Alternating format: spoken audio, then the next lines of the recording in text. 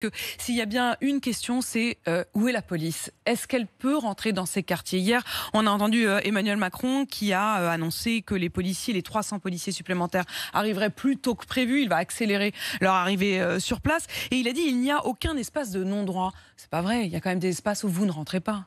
Non, je confirme. Il n'y a pas d'espace de non-droit. En revanche, il y a des espaces sur lesquels on n'arrive pas à faire appliquer le droit. C'est une différence. La police rentre partout. J'en suis le témoin privilégié. J'ai fait 20 ans de terrain. Mes collègues marseillais rentrent partout.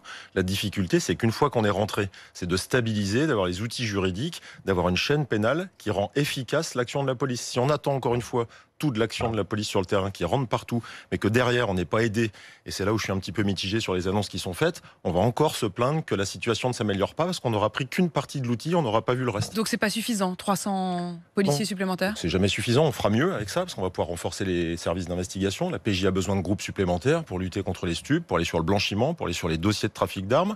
La police de sécurité publique a besoin d'effectifs sur le terrain, mais encore une fois, si la chaîne pénale derrière est engorgée, si la justice va trop lentement, s'il n'y a pas assez de magistrats, s'il n'y a pas assez de places de prison, s'il n'y a pas assez de centres éducatifs pour ceux qui doivent y être placés, on aura toujours ces guetteurs qui pourrissent la vie des gens.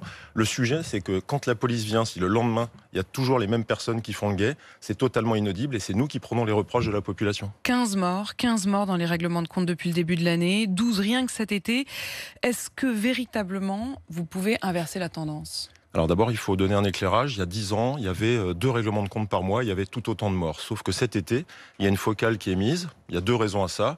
Il y a des gens qui sont sortis de prison, qui sont des gros caïds, qui ont repris en main certains trafics. Et puis il y a des bandes qui se font concurrence, ce qui fait qu'il y a eu un phénomène de loupe et une accélération des règlements de compte, mais en volume constant. Ça fait des années. C'est pas pire. Ça, ce que vous nous dites, c'est pas pire, mais il y en a eu plus d'un coup. Voilà. Ça se voit beaucoup, c'est extrêmement médiatisé et légitimement. Et de toute façon, un mort est toujours un mort de trop. Mais Marseille, c'est une longue histoire sur le trafic et le règlement de compte. Je regardais historiquement, à l'époque de la French Connection, ça fait déjà plus d'un siècle, les trafics, quels que soient ceux qui les tiennent, les règlements de compte. Marseille, il y a une histoire sur le règlement de compte, il y a un problème sur les armes, il y a un problème sur les trafics. Donc c'est pas en quelques mois ou avec des annonces de 300 policiers qu'on va tout résoudre, c'est sur un travail de fond très profond. Quand on vous écoute, on se dit ça changera jamais. Il faut que ça change quand même, parce qu'on ne peut pas se contenter d'une ville dans laquelle on se tire dessus avec des gens qui prennent des balles et des dommages collatéraux.